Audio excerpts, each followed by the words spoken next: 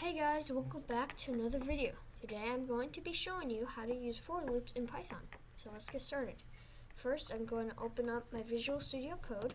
If you don't have Visual Studio Code but would like it to program with, I have a video on how to do that, so I can leave a card in the right hand corner of the screen so you can watch that video and install it. So let's get started. What we're going to start with is a variable, we're just going to call this one example list. If you haven't seen my video on variables, I do have one, and I can leave a card in the right hand corner of the screen. So example list equals, and then we're going to make a string of numbers. So we're going to do 1, 5, 9, so just a bunch of random numbers. You can even do big numbers, it doesn't really matter. Then we're going to go down, and we're going to do for num in example list print and num. Okay, so what this is doing is it's saying for num, so this is just a letter or a thing that we're assigning this to. It's not any specific thing. In example list, that's in this list right here, so all these numbers, print num. So it's going to go take the first number, print it, take the second one, print it, and when we run this, create test file, I don't want that. When you run this, it's going to print all of them, as you can see. And one thing I haven't mentioned is, do you see this indent that happens? It's like 4 spaces.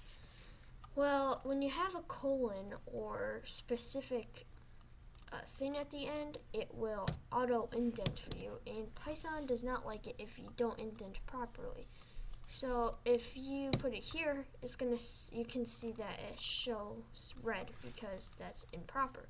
And no quick fix is available, but it's because of the indent. And if you indent it, it goes away.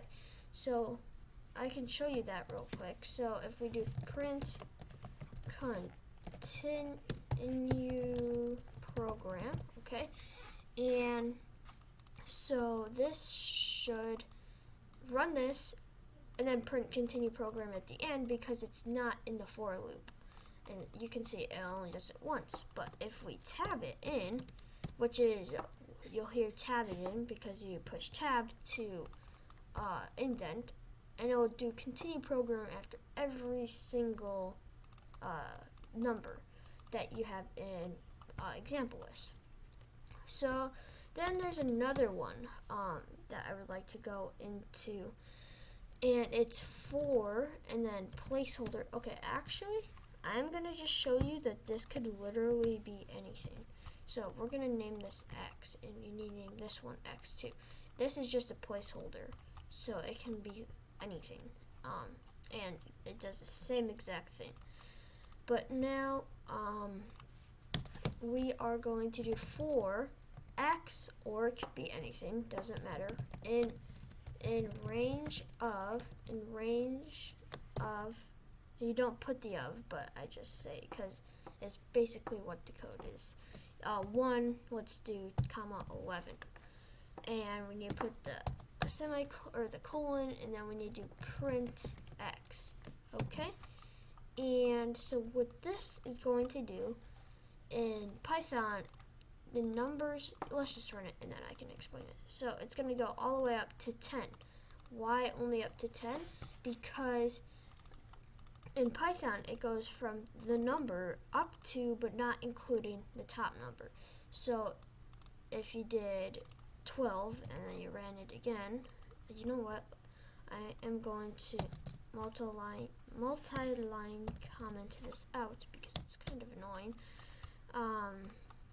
And you do that by having 3 quotation marks at the top and the bottom of what you are trying to I forgot the word now. That you're trying to, not let Python see. Oh man, I can't believe I forgot that word. I just said it. And then you can see this goes up to but not including 12.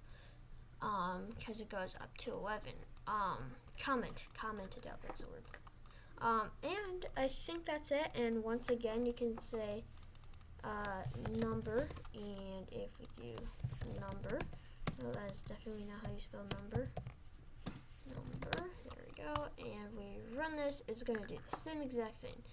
So yeah, if you did like this video, please make sure to like and subscribe, and we'll see you in the next video.